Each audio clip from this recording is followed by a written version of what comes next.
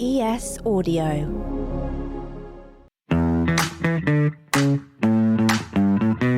The Evening Standard Rugby Podcast with Lawrence Dallaglio. Hello everyone, it was a weekend of rugby that saw the Premiership top four all confirmed. So Saracens, Sale, Leicester and Northampton Saints all making the playoffs.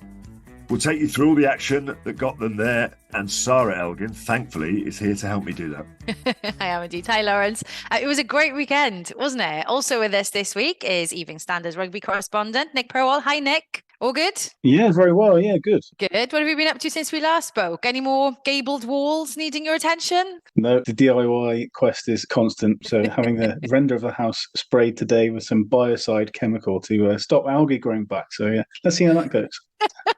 I love how you give the explanation of what it does as well. It's brilliant. You need your own DIY podcast. You're wasted on rugby, Nick. Wasted.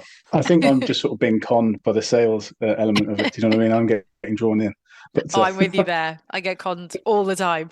Okay, no need to ask what you've been up to, Lawrence Dallaglio, because you're to blame for me feeling a little bit shabby on Sunday morning. The big summer kick-off party atmosphere seemed to spill over from Twickenham Stadium into the bars of Richmond on Saturday night. I don't know what you're talking about. It's a very, very good weekend of hard work, and rugby intellect was discussed over the table. I was, of course, at Twickenham for the big summer party.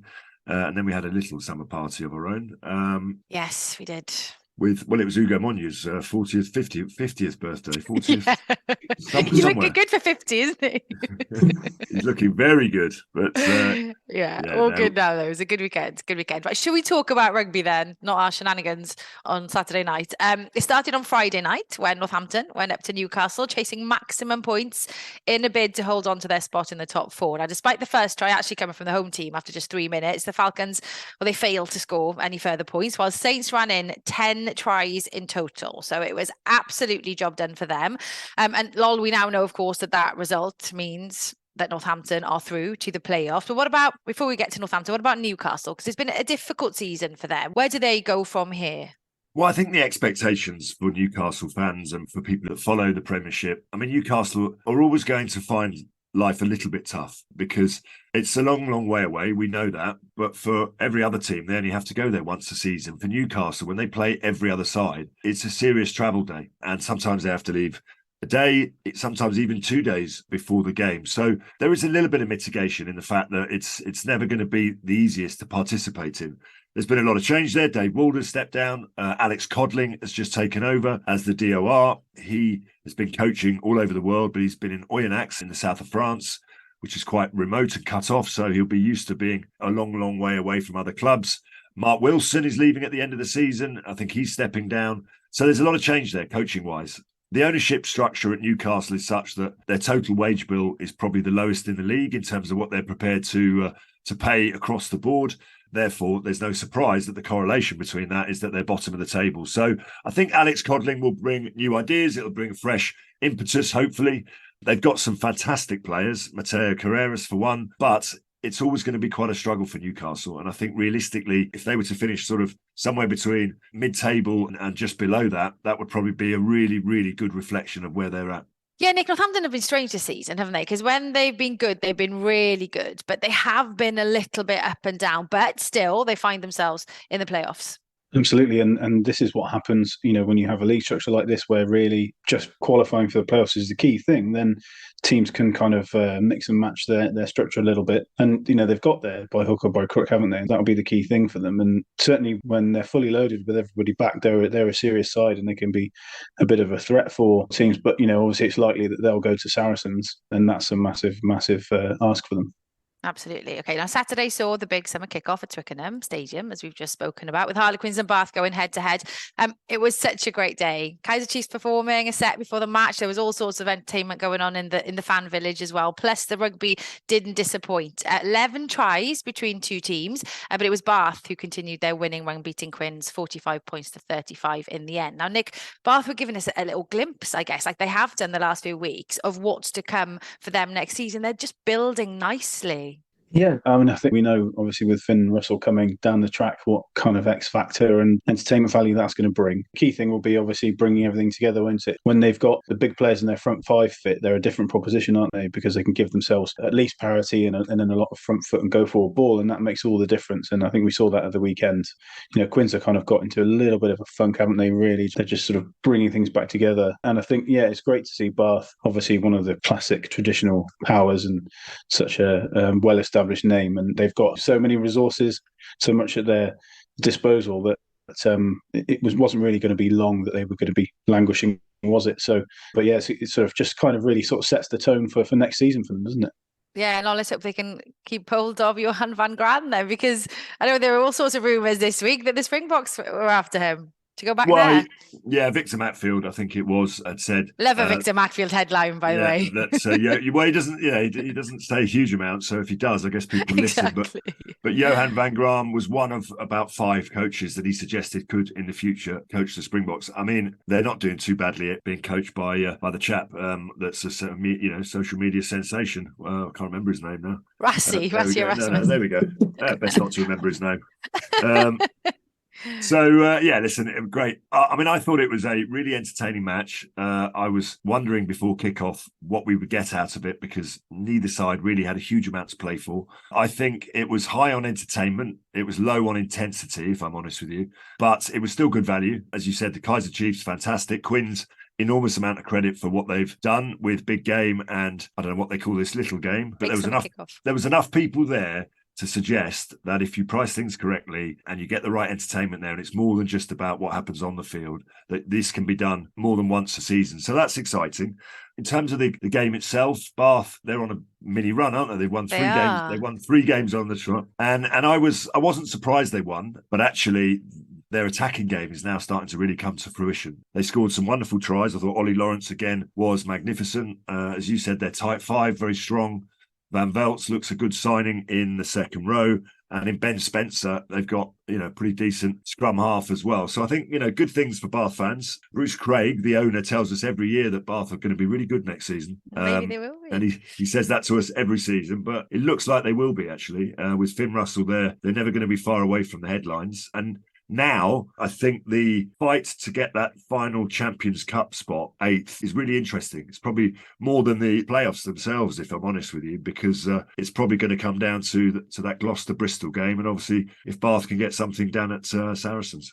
Yeah, but what about Quins, though, Lol? Because I don't know. They were in a really good spot. The Christmas time this year has just not been very good for them at all. 2023 has not been a good year. To ship that many points in what was effectively a home game will be super disappointing for them. It is, and it's quite difficult to pinpoint exactly, because they're still scoring lots of tries and playing really well. They've obviously been disrupted a little bit by England selections, the likes of Smith, Kerr briefly but as you say, since January, I think they've only won about 3 out of 10 games, or 3 out of 12, which is nowhere near the record you need to be in the playoffs.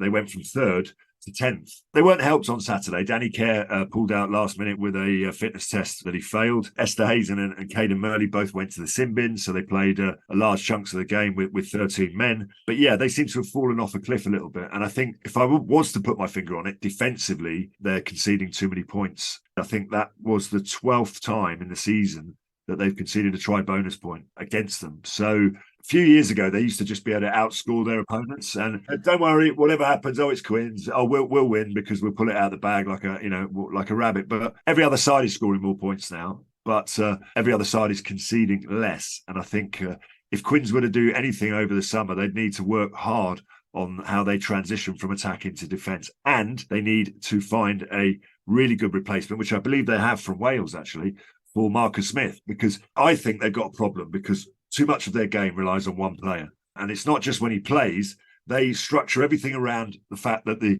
style and pattern of play, it needs Marcus Smith and it needs him to play well. And if he's not there, then they have issues. So I think they do need to tweak that a little bit, and they need to look at other ways of winning games without Marcus Smith. Yeah, because Jared Evans is going there, isn't he? And I think the key thing about the Jared Evans signing is that he can play in a similar fashion, can't he, to Marcus? He wants to play that kind of attacking game, open game.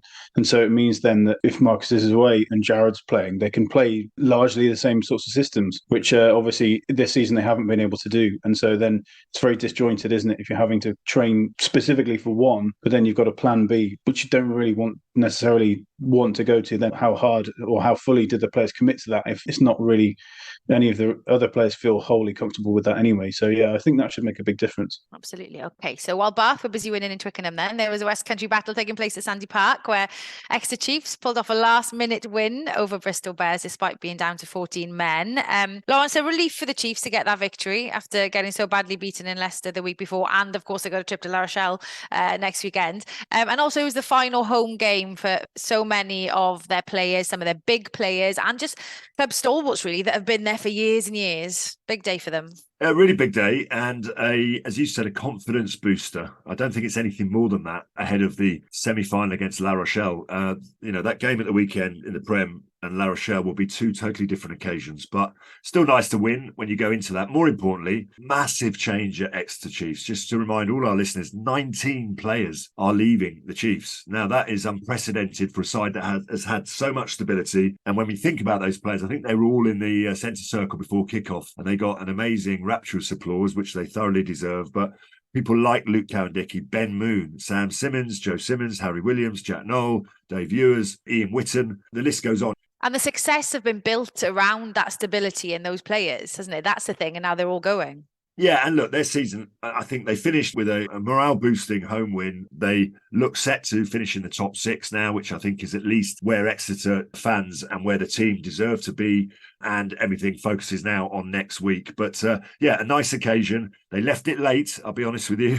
I think it was a 79th minute penalty from Joe Simmons that won them the game, but they'll just be relieved to get over the line. Gloucester, Nick welcomed Sale to Kingsholm on Saturday evening. It ended 3 tries apiece, including Johnny May going over the line for the Cherry and Whites in the final moments of that game. But it was the Sale Sharks who took the win, thanks to extra penalty points off the boot of George Ford again. And we know the strengths, Nick, don't we, of Alex Anderson's men. But Gloucester now battling to get into that 10th position, out of that 10th position, rather. They don't want to be in that 10th position. We know who makes the top 4, but the final challenge for the remaining teams is to try and make sure that they finish in that final 8 so they can qualify for European Challenge Cup. Do you think Gloucester will have it in them to manage that? I mean, I think obviously they'll probably be very frustrated they lost that game, won't they? Because given that they went so close and Sale are in a different sort of sequence, aren't they? So that's a decent. They push them all away. I think they can, but they still feel just a little bit shy of where they want to be overall, don't they, Gloucester? It's absolutely not what sort of befits their stature and everything that goes with the club in terms of being so far down the league. But again, it also shows the competitiveness of the Premiership overall. But I think, it was a big day, wasn't it, for Gloucester, with Billy Twelvetrees and Ben Morgan coming to the end of their time, and obviously for Billy and shaving his head for Ed Slater as well, which is sort of, is a lovely kind of coming full circle in his Gloucester career, because obviously he shaved his head when he arrived in the first place for the pre-season initiation. Challenge. So yeah, exactly. Yeah, so it's kind of pretty poignant for him and for Gloucester. But I think the big challenge for clubs like Gloucester moving forward is, if you're going to lose players of that calibre, who obviously early on Billy had big England aspirations, they fell by the wayside. But when you've got somebody of that durability and capability available every week, when you lose them, they move on and all the rest of it. It does leave a big gap, doesn't it? And players of that reliability are really what make the difference, I think, between being 10th, 9th and up 7th, 6th and making it into the Champions Cup.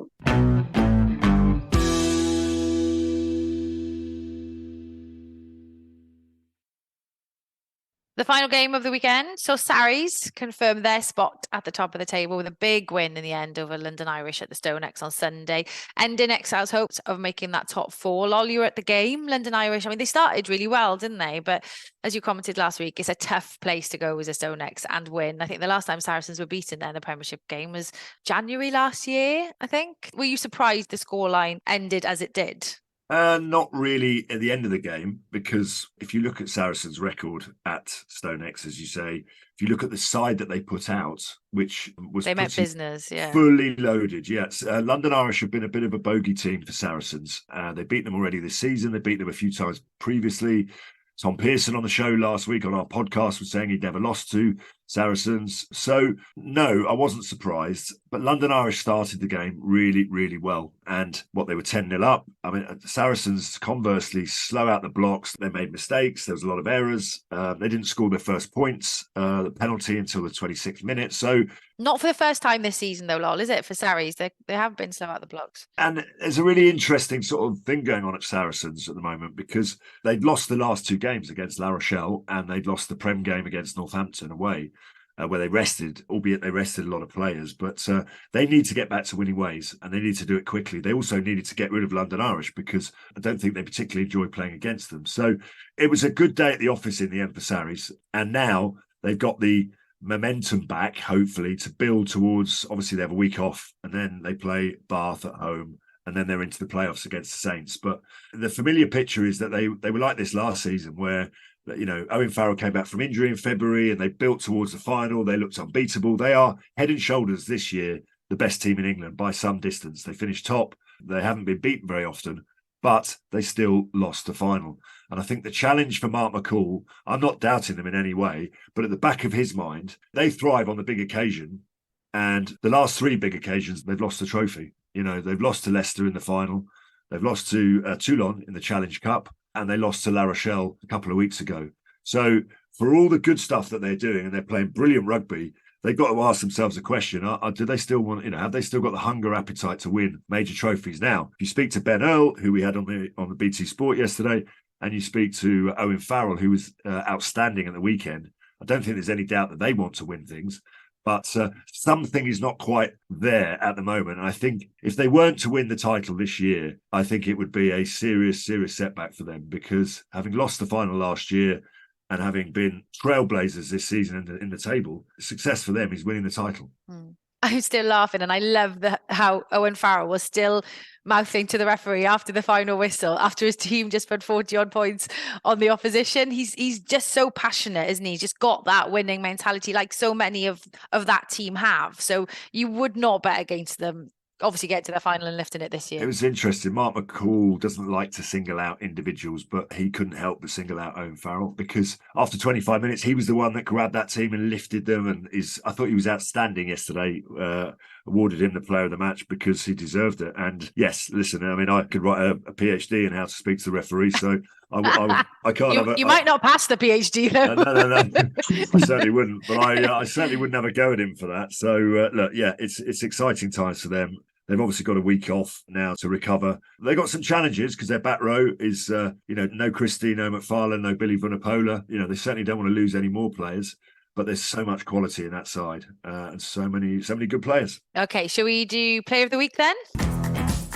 Player of the Week with QBE Business Insurance. Be prepared. Okay, so I'm going to go a little bit of a sentimental choice this week down at Sandy Park with the Exeter Chiefs. As I mentioned, there's 19 players that are leaving. I do like someone who has longevity in their career. So I could choose any one of those outbound players, but I'm going to choose Ian Whitten, who has been probably the less celebrated one out of all of them. I think he joined the Chiefs in 2012 when he made his debut. So he's been there a while. He got 2 caps for Ireland, probably could have had a few more. I just think he's sort of epitomised that whole group of players, that was quite selfless, that would do anything for the team, that have come on and made significant contributions to the success of Exeter Chiefs. He got on the score sheet. He was the first try scorer, 25 minutes. But maybe not today's performance, but it was just generally for just being outstanding over a long period of time. Ian Whitten is my player of the week. I like that. I like a bit of sentiment. Nick, who are you going for? I think I will pick Alex Goode. And I think it was the quick throw on the stroke of half time that really turned that game, because Saracens had made a number of mistakes and were struggling to just get themselves into gear. Irish cleared to touch, and you could see them visibly just exhale and think, we've made it to half time, and now we can regroup.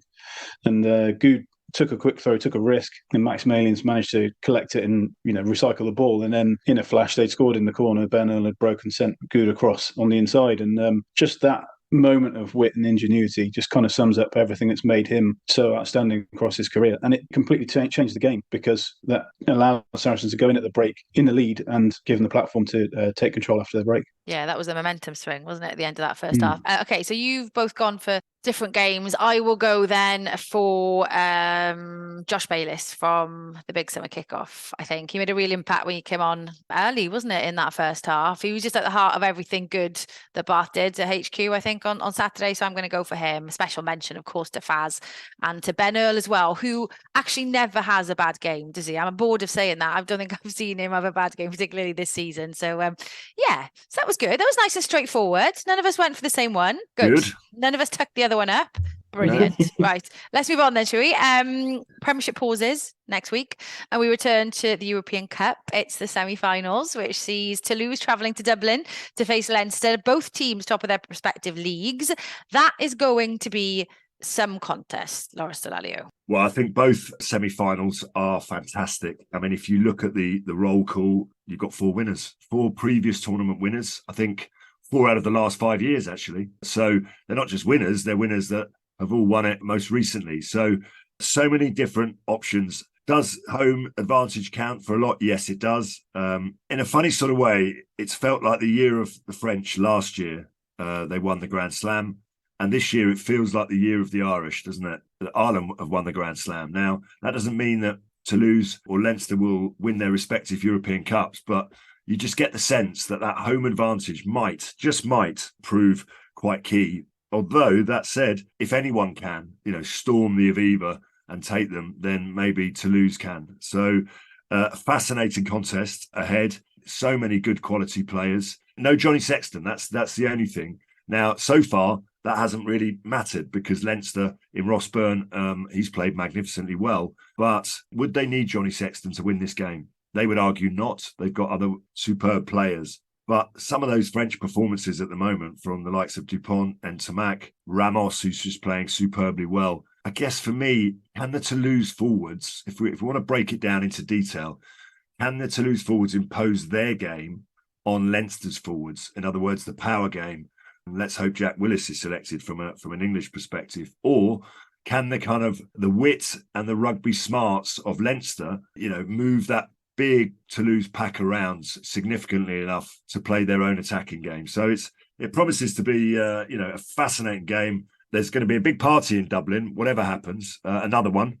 It's been a few because obviously they had the Grand Slam, they got this semi-final, and Leinster think that they're going to be in the final, and they've certainly and it's in Dublin, isn't it? Their fans do. So personally, I've been lucky enough to go to the Aviva and win a semi-final with Wasps and with against Munster, not Leinster, and spoiling the party in Ireland is quite good fun as well.